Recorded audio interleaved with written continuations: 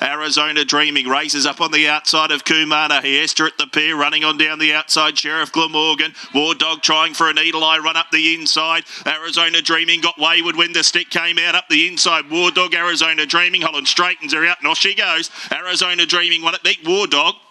Lady Ardoin has flashed through. Welcome to ATB TV. I'm Darren Dance here with Peter Morganti on this wonderful Thursday afternoon. A big weekend of racing coming up, Pete, but before we get into the Adelaide Carnival, we're going to wind back all the way back to Warrnambool, which seems like a long time ago. People don't realise it's a little bit of a take two, this. We did have a bit of a crack at doing this last, I don't know what it was, Friday or Saturday, but anyway, we'll get there today, hopefully. 3 runners, Darren. We did have 5 in. We ended up with 3 runners. Periscope was the first to go around on the Tuesday, the first race of 30 races for the Carnival. He ran really well, ran 3rd. Yeah, I thought it was a good run over the jumps first up. You know, he was probably outclassed, maybe in need of the run, but it's probably the strongest maiden hurdle you'll see for the season. Being Warrnambool, everyone was there. But I thought his run was good, and I think, you know, wherever he goes over the jumps next time, he's going to be really competitive. Pat's going to, and we'll talk about it a bit later, he's going to fit him up with a flat run at Stall next Thursday and then head to a hurdle after that. Magnanimous Man ran in the Briley. Pat took a punt on what looked probably just a bit weaker than normal Briley, but look, this bloke, we thought went in a little bit underdone, and that's why it proved. He travelled nicely till about 400 out.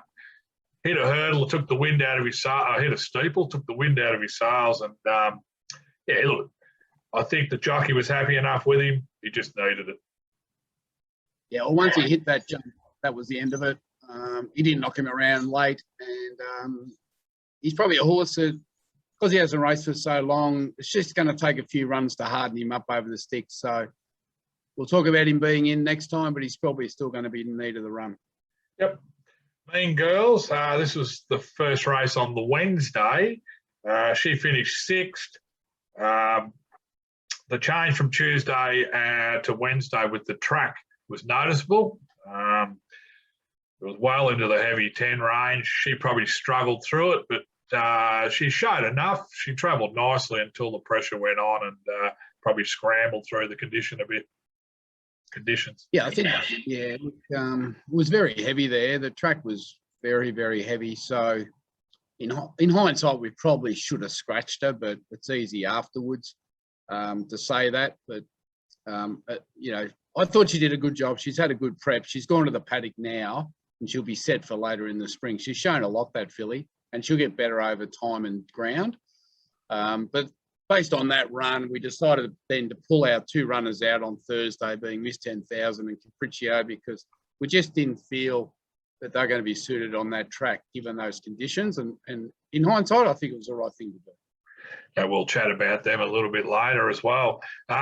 You're right. They found the ambulance track in the last race of the day. I don't know if anyone's seen the vision. I might be able to find it, but Tom Davening's horse went by, and Blake McDougall, I think he said he hit someone or knocked someone's phone out of their hand. He got that close.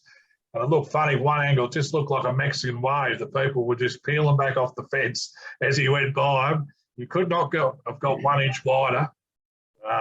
And obviously the conditions of the track lent for him to get that wide. So that's another Warrnambool Carnival done and dusted. They tell me that COVID's really rampant down in Warrnambool now, and a lot of the racing staff are out of action. A lot of the track riders are out of action, and it's been probably a super spreader event. So yeah, having a horse in race 1 on Wednesday and then hopping in the car and coming home was probably the smartest thing I've done in a long time. I think you might have averted it. I know on the Monday at Terang there was 11 trials set down. They ended up only having 8 because they were out of riders, out of, I think Lindsay Smith, McAvoy's, there was quite a few, just couldn't fulfil the engagements because they had no one to ride the horses. So, yeah, anyway. It's still about, we sort of, now that we're not in lockdown, we kind of half ignore it. And then all of a sudden it pops up somewhere close to you and you think, wow, you know, it is still around and we're all still ducking and weaving. I'm not sure for how long. A lot of the commentary was, "No, I only got the flu. Oh, no, I've got bronchitis. No, I've got this." They're not going to say COVID. There's a bit of a concern because of the jumps boys that all got lumbered up with the meat and the casted, and I thought, geez, we won't have any jumps riders if they all have to stay isolated for 7 days. But I think they were all smart enough to duck and weave out of the situation, and they're all ready to go on Sunday. We move on to the Saturday, and we had a really, really nice performance by Arizona Dreaming, who was having his first run. The bit of vision at the start of our edition here shows a wayward horse, but far too good for that maiden mob, should I say, at Donald. He won well. Yeah, great effort first up, and got to give the jockey, Dean Holland, some credit there for handling that horse, because when he started to drift in the straight, he's given him a slap on the left with the whip, which he'd never had before, and he danced sideways like a lot of our owners down at Warrnambool on Wednesday and Thursday night, Pete, staggering around. He was able to straighten him up and still win by a couple of lengths going away. But I think if you watch that race, he just looked better than that.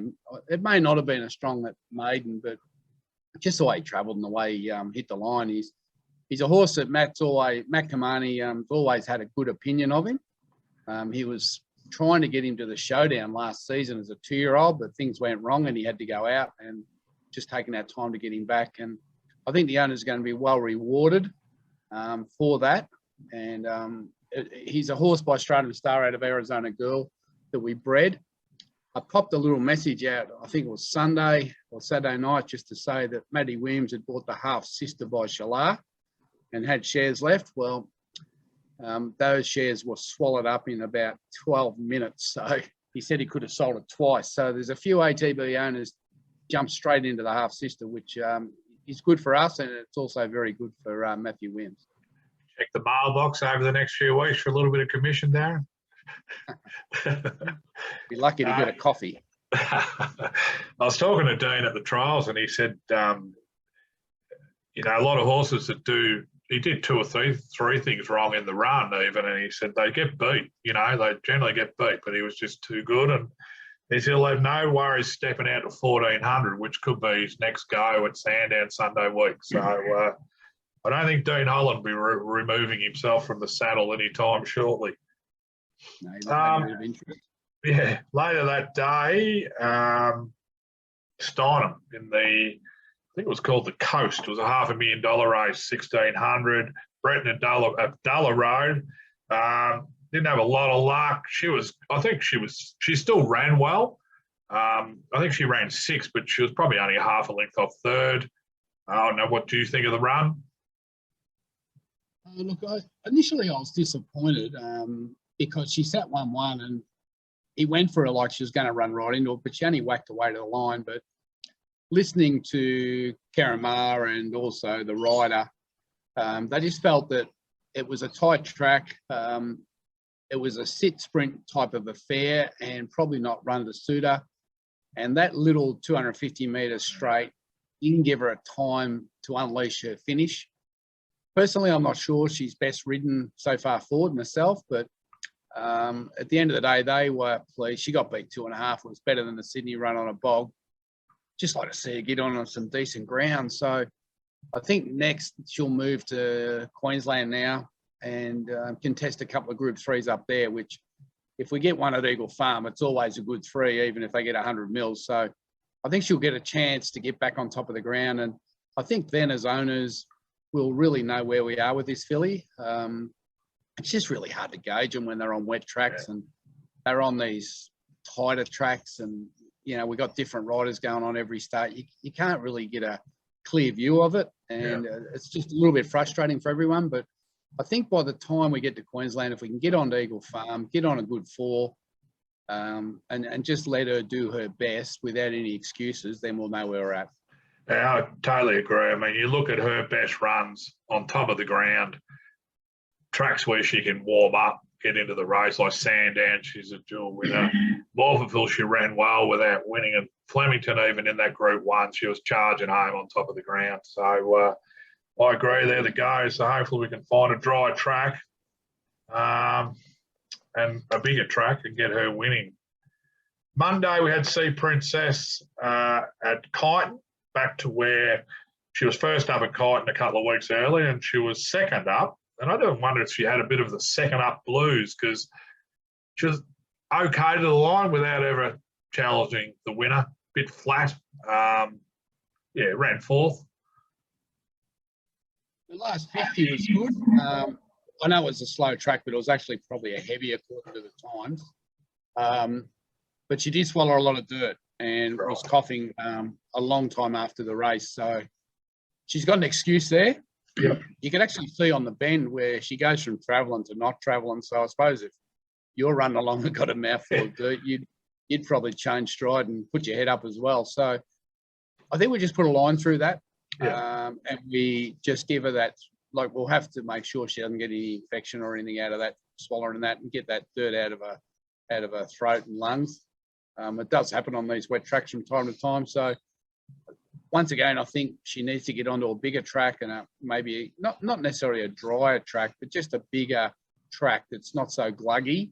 And I think she'll be right. She's certainly going well, and I was happy enough with the way she finished off, even though we expected her to win, and we were disappointed as they went over the line. But when they come back with a clod full of dirt and they're coughing and you can see it coming out their nose, well, you just got to say, well, today's not our day. Yeah, I think when you put the two runs together as a sample, you say, well, she's on the right track to be winning, the next start or the one after. Wednesday, which was yesterday, we had a dandy man at Sandown.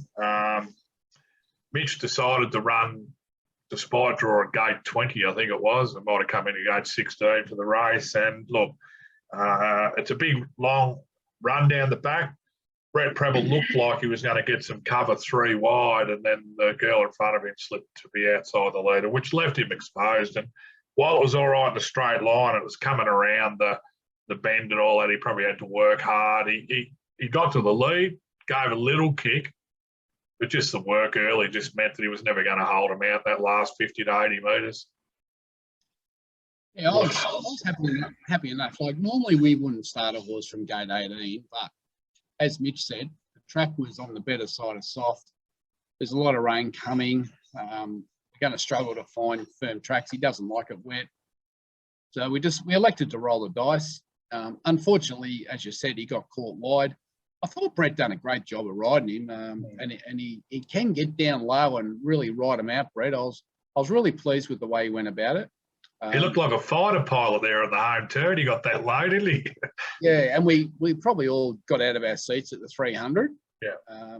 Just that last 80 metres, the toll, told on him just being wide and doing that extra work, and he just went back through the field in the last 50. But I don't think we lost any admirers. Brett actually said to us that if everything goes right and you draw a nice gate, he'll win one of them on good going.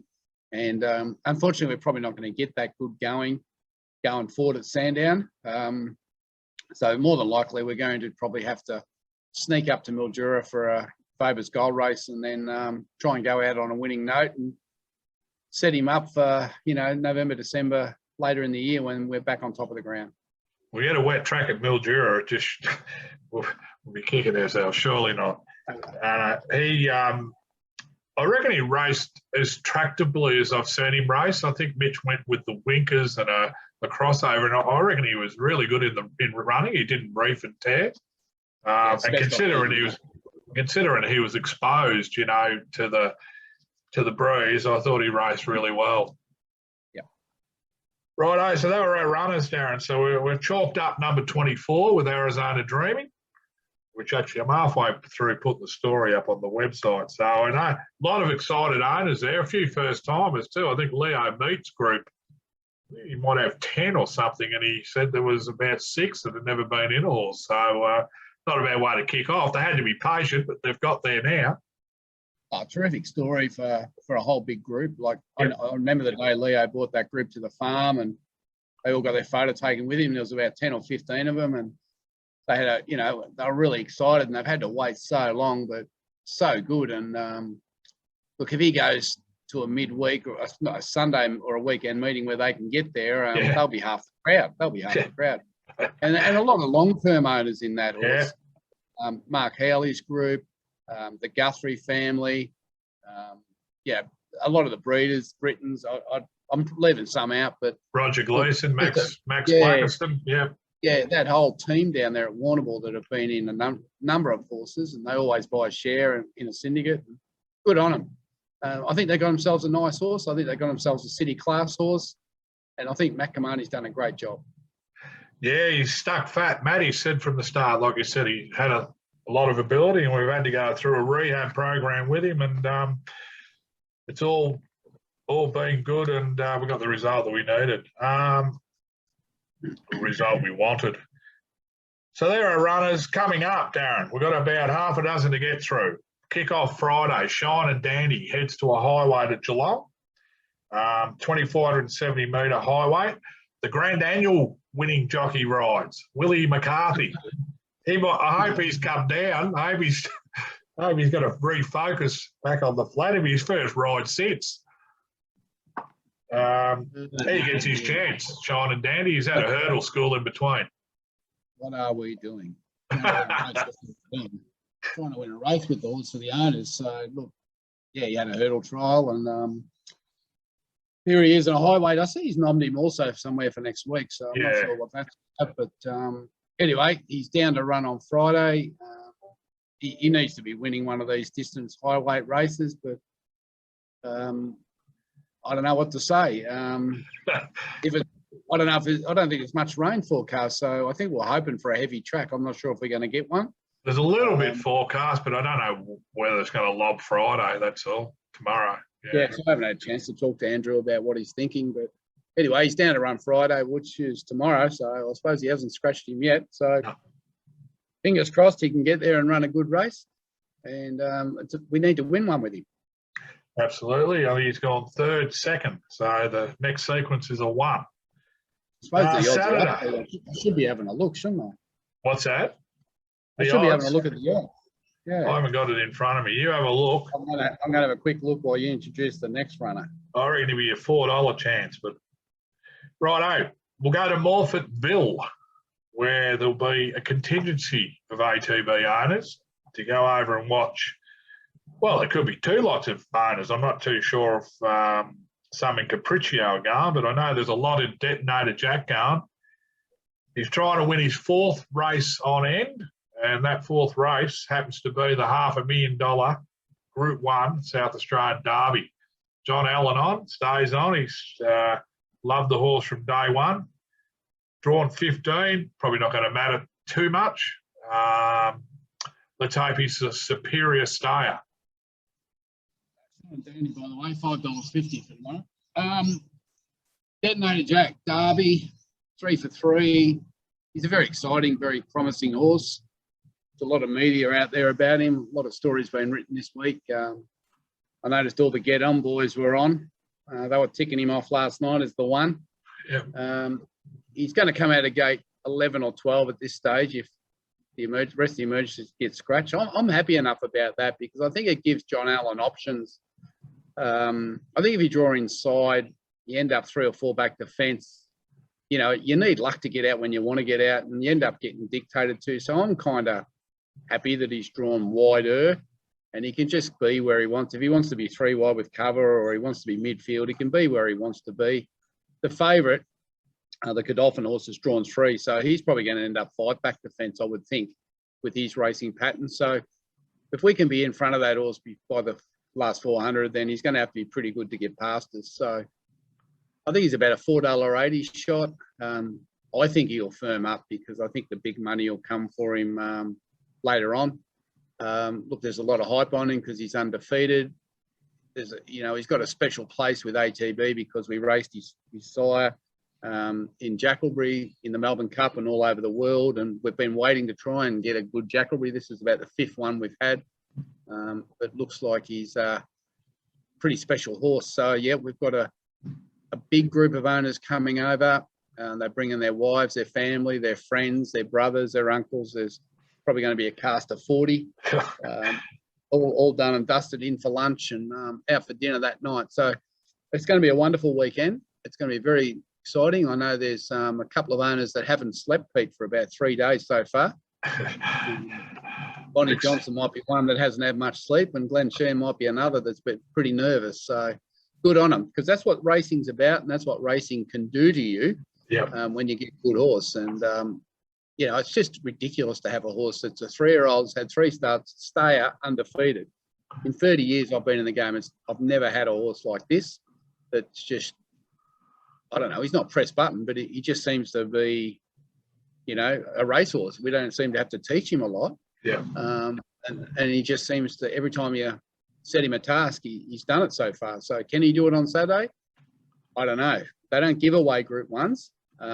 But Johnny Allen, Karen Maher, David Eustace, I think they're the 3 names you'd want to be involved with going to a derby to give yourself the best chance. They're talking him up.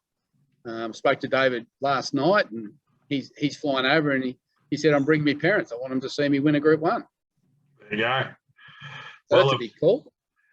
They've won the Vic Derby. They won the AJC Derby, obviously, with High Totsu. Johnny Allen's rode 4 of the last 6 South Australian derbies. So they certainly know how to tick a derby off. I think the point you made about the barrier is absolutely spot on, because half this field or more won't stay the trip, and you want to get out of the road of them. Yeah. He runs up to his best, and look, we're saying he's going to the paddock after this run, whether he wins, loses or draws, but that's what we want to do. We want to look after this horse because he could be something special later on. So, yeah, it's just all roads lead to Morfordville, Pete. A lot of people are driving over today. Some are driving tomorrow. There's a majority of flying in on Friday night, and you know, my job Friday night's going to be to try and stay away from them and stay off the drink, so we're fighting fit for Saturday morning. You know. I reckon there's a little booking out at Glenelg in there for a bit of seafood. Well, I think there wouldn't be too many rooms available either in the Oaks or the Stanford Plaza, because I think there's about 25 rooms booked with our lot. And I think they're all thirsty and they're all excited and they're all nervous. And that's when you get a horse, that's how you should be. Absolutely. Prior to the Derby, we'll have Capriccio all going well in a benchmark 82. I think it was 1,200 metre race. Daniel Moore's going to stay on. Drawn gate 12. It's open class, but look, just to get her on a big track around a corner on a surface with a bit of give, but not a belting heavy track, hopefully can see her return to somewhere near her best. She's unlucky, this mare. Draws wide again. Yeah, 12. Yeah, we couldn't run at Warrnambool because it was just far too wet, and they were winning up the front. She gets back. But I remember one day her mum absolutely smashed him at Morfordville, Long Espresso. So, and that was on a firm deck. She just come from last and just put him away like a superstar. And this filly's got that in her. Like she's got it in her. She just needs everything to go right. Just needs a bit of speed on. Just needs to be able to left the lane. Just needs to be able to wind up and hit the line. And if the races run to suit, I think she's only she's back to a 82. She's $7 or $7.50 in the market. Yeah. If things pan out, she'll go bang, and everyone will go, "Wow, how come she was $7.50?" But horses with that style, that's what happens. They can't win every start. It doesn't work out every start. And everything has to sort of fit into the place. And that's why when you got horses that race on the speed, it is a lot easier with that racing pattern. But these sort of fillies that get back and charge on, they got to get a run when they want to. They need to speed on so they can hit the line and not have to, mathematically break the record to win. So fingers crossed it works out, because, I think it's 14 months since she won. She's got a lot of talent, and she generally tries hard. So I know Daniel Bowman's pulling his hair out. He's frustrated and perplexed by, what goes on with these races. And, he knows how good she is, and he just wants to. For him, I'd just love to see her come out and blow him away on Saturday. Absolutely. And Morfordville can lend itself to, you see those sprint races, and there can be 15 across the track. They can get home off a genuine speed. So, all right, Platelet in her wins going back 8, 9, 10 years. She come off from about midfield and went bang down the middle. So get the race run right. She can certainly be in the finish. Little segue, speaking about Platelet, our next runner, Navy Girl, Bendigo Sunday, was meant to run Wednesday, no, not meant to run, but was down to run at Sandown. I'm not 100% sure why they didn't run. You probably know more there, but she's going to line up at Bendigo, hopefully. Ethan Brown, well done to Ethan too. He rode a Group 1 winner, his first last weekend. He goes on board, gate 8, 1100. It's a good run there from the 1100 at Bendigo. So I presume she's going around, the daughter of Platelet. Yeah, she certainly is. Yeah, she was scratched Wednesday on the basis that the race was too tough. Yeah. And they thought she wouldn't be able to beat their other horse, and they thought she wouldn't be able to beat the Chris Waller horse, who trolled the house down. Unfortunately, the Chris Waller horse was scratched on the morning after us, so he came out, and the other horse, Karen's other horse, ran very badly. So it's not a comedy of errors, but you make these decisions and you try to do the best for the owners. I'm just looking, she's $6, favourite's $5, so she's probably going to start favourite on Sunday. Yeah. Look, going to Bendigo, Ethan Brown, beautiful track. It's a lovely track for young horses to kick off, and I think at this stage the track's rated a good 4. So yeah, I'm just disappointed, Pete. I won't be there. No,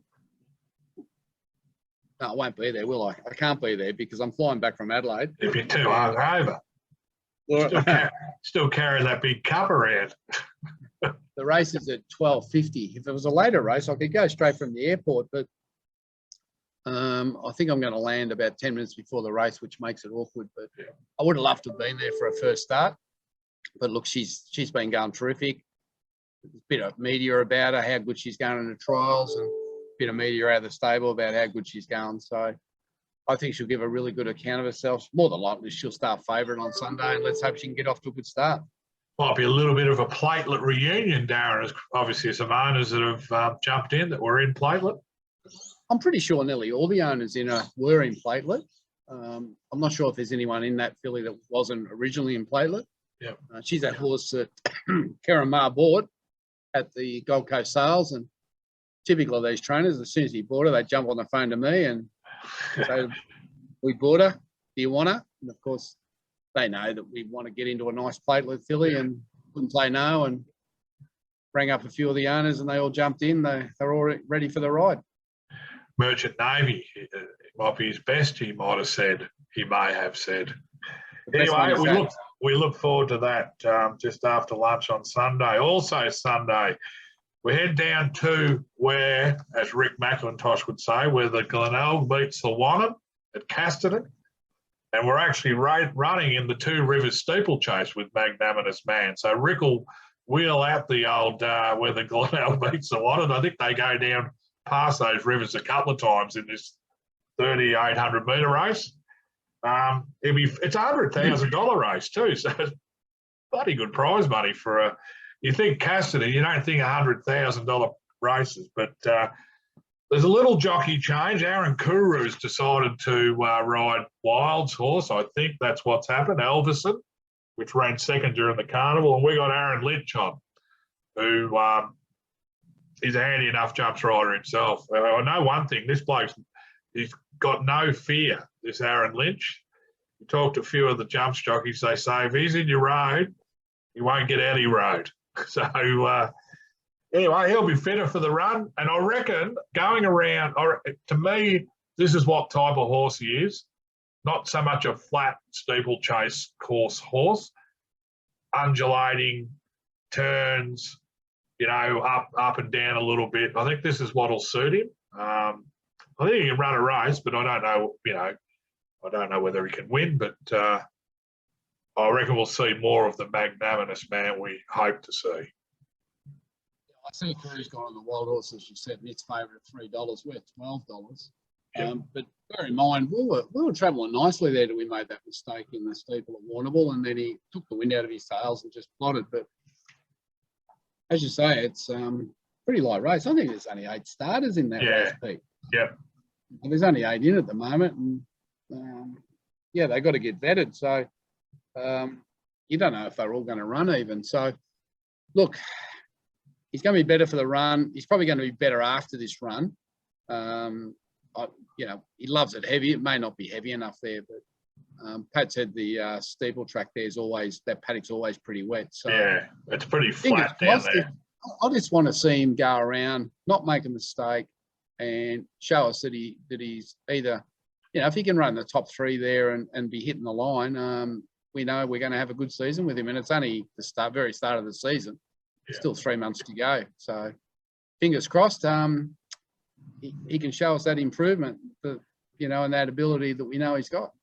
He might feel like, yeah, I agree. He might feel like he's back home too, because they'll be jumping those live hedges. No false jumps. They'll be all trimmed up and ready for him to fly through, which New Zealand have a lot of. Once again, I'm disappointed I can't be there, because it is a great place to go and watch the steeple. And they jump across the paddock. There's no run and rail there for a lot of it, and it's a great day. And for any of the owners sort of tossing up whether to go or not, I'd certainly encourage you to get along to Casterton on Sunday, because it is really proper jumping. Yeah, and similar to Warrnambool, have got the hill. Casterton have sort of got that velodrome type setup where you can scale a bit of a backdrop. There's probably 20 or 30 metres high, and it's a magnificent view. So if you've never been, it's certainly one to tick off. So what's Sunday, Monday, Tuesday? I think Ballarat Synthetic are back there, and those bloody go-around races, synthetic races, not a fan. Tuesday's Maui, but on Wednesday we might have Miss 10,000 at Ballarat on the turf. That's, I think, I don't know what it is. There's no nominations. I presume it'll be a 2,000 metre race, or at least. Yeah, I'm not sure, but yeah, she'll be second up for Maddie Williams. She was pretty disappointing first up, but even though she's not a big solid horse, she does take a couple of runs. She's a good doer in herself, so I think he's turned the work up on her, and she'll strip a better horse to go here. I think we made the right decision not going to Warrnambool, because she's a lease filly, and that lease is not far up from being due, and she'll be sent back to Queensland for the breeding season. So it'd be nice if we could get another win out of her before she goes back. So she's probably only got 2 or 3 more starts for us. So we want to try and get a win on the board, and for us and for the owners. Yep. Thursday, the following day, we have we should have 2 runners at stall. Unassailable, who we've been chopping and charging, just trying to get a run, get the right conditions and all that. She could kick off in a 1,100 metre benchmark 58.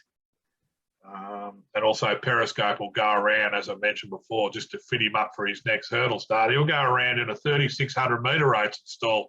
That must be about 6 laps of that track. Yes, well, I don't think we've got Michael Poy on. Okay. Tells you, jockeys can only count to 1. Well, I tell you, like, imagine going to 3,600 at stall. You'd want to have your wits about you. I thought that penalty was a bit harsh myself, but anyway.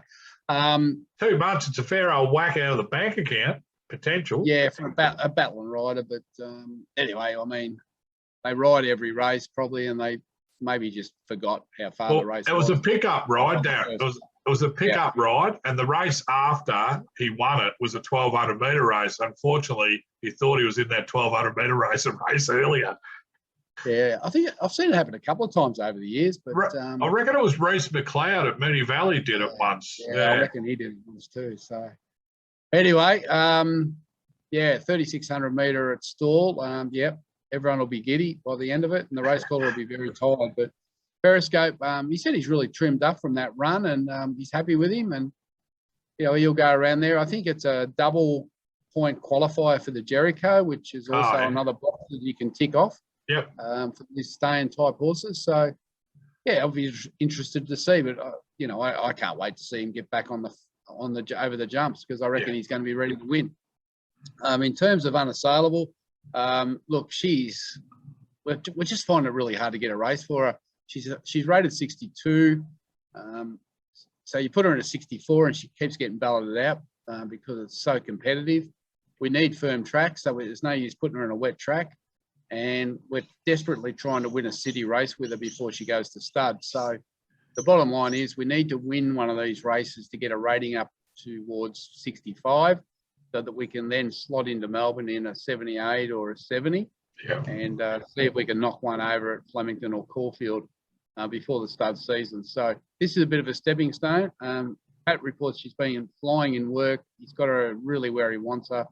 And we just got to pray that she draws nicely at stall and we get a firmish sort of track, no worse than a 5. And hopefully she can go there and get the job done. And then we can focus purely for the next couple of months on Flemington or Caulfield and see if we can pick up that city win that makes all the difference in the breeding barn. Absolutely. The bonus for her being a mare is too, she goes to those open class 58, she gets the 2 kilo mare allowance. So she basically will come in as a 58 rider. So I think she's pretty well weighted. And if she can, like I said, draw a gate, based on what was seen first up before, I think it was Donald and Penshurst, she'll go very close. That's it, Darren. There are runners. Some nice potential wins there. There's obviously one we'd all love to tick off or see tick off, but there's obviously, you talk Detonator Jack Capriccio, Navy Girl, and you talk about Shine and Dandy for that group of owners, and Periscope and Unassailable. They're all horses that are, well, in good nick, or we're expecting to see good things from. Yeah, well, every horse is important, whether it's a hurdle or a high weight 58 or whatever it is. It's all important for every group of owners. But obviously, we're looking forward, and every horse is trying to win every race. And it's going to be interesting to see just how it all unfolds this week. But there's some nice horses there with some really good chances. Wouldn't surprise me if we had a couple of winners. Wouldn't surprise me if we just ended up with 3 placings. But at the end of the day, they'll all be there. They're fitting well. And I think the barriers and the weather are going to play a big part in it. But I want to wish all the owners this week good luck, and particularly those going to Adelaide for the Group 1. It's not often you get a horse that can compete in a Group 1. Out of the team we've got, there's probably only 3 or 4 that could do that. And to have a young horse doing that's pretty special. Great. Now, last week, Darren, on a sad note, you mentioned about Robbie Griffiths' brother, Rodney, who passed away after a battle with illness. And Rod was as good a rider as it was in his time, rode all around the world, rode in about 8 or 9 countries. I think he rode winners in most of those countries. A lot of Group 1 wins, and just a sad week last week for the Griffiths family. Yeah, 100%. Fortunate enough to meet Rodney down at Robbie's a couple of times, and he was a champion rider, 14 Group 1 wins, and he was a real money rider and a really strong rider. Some might know that Robbie Griffiths was a jockey himself, but he was no good really. But Rodney had all the ability. But yeah, really sad. And, we've sent our deepest sympathy from the ATB family through to the Griffiths family. I spoke to Robbie Wednesday night, actually, just to pass on our condolences and have a chat to him. Ironically enough, this week we sold Mr. Moneybags online, and he was bought by Robbie Griffiths. I did see that. Yeah, and Robbie rang me and I said, "Oh, did you have that horse vetted? Did you check his health?" He said, "No." He said, "I love that horse." And he goes, "I don't really care if it never races again. I'll keep him as a show pony." So it sort of shows the sort of bloke he is. I think he's been in contact with most of the owners that raced the horse, and I think some will race it with Robbie until it retires. I think he's just going to give it one more prep and retire it to dressage. So it shows a little bit about the man that he's prepared to do that.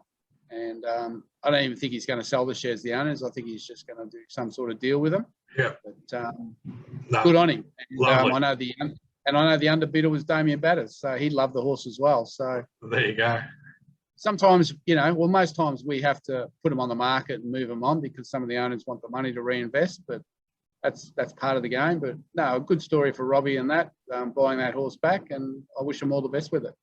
Yeah, he endeared himself to a lot of people. I know he was well loved at the stable, and I think we've seen plenty of that on All-Star Mile Day going back 3 or 4 years ago, and he certainly was a favourite around the stables, and he's going back. You'll be thinking, Yep. I'm trekking the world here, and I'm back to where it all, well, the second point of home, but yeah, no, good luck to him, and it'd be great to see him get a result with him. Yep, absolutely. Certainly would be. All right, that's about time, is it? Yeah, we did have something. I think last week we also spoke about your little venture up to Sydney with a mare called Crack the Code. Little result, Darren. We did have a good result at the chairman sale. Selling horses at the moment is like selling real estate, Pete.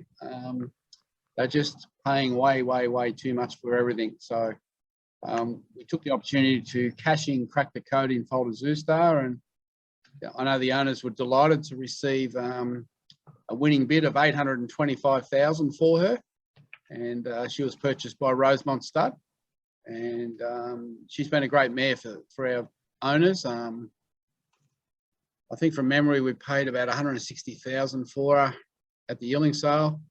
She won close to $300,000. So when she came off the track, by the time you take out training fees and all the percentages, she didn't owe us a cent. She basically paid for herself and all the training fees and all the fun that we had. And then she went to breeding, and we had a trapeze artist filly, which we're going to race. And then she had a schnitzel colt, which will more than likely go through the yearling sales next year. And then obviously she was in Foaled Zoo Star. So to get $825,000 and then still have the schnitzel to sell, and then have a trapeze artist to race, it's a very good story for the whole breeding arm of the operation. And those owners are delighted, and so they should be. So it was really good to have a mare that can make that sort of money. So well done to all those involved, and good on them for having well, as I say, the common sense to unload an asset that's never going to be worth any more than that in their life. It's just a great result. Yeah, I'll pop a little photo up at the end of ATB TV. It was Liz saying goodbye with one of the part owners, Thomas Hayes. Yeah. So, no, fantastic result. Yeah, so that's the week, Pete. So on the plane tomorrow, off to Adelaide, and see what damage we can do over there on the weekend on the racetrack and in the bar. Well, yeah, there'll be some damage done in the bar, I reckon, Darren. Win, lose, or draw. Might not get home. It's a win for a little while. So, anyway. All right, well, we'll leave it there, mate. And good luck to everyone. And I'm sure they'll all be cheering Detonator Jack and Capriccio in Adelaide and all their other horses around the trap. So, till next week, I'm Darren Dance here with Peter Morgani. Have a great weekend. Good luck, guys.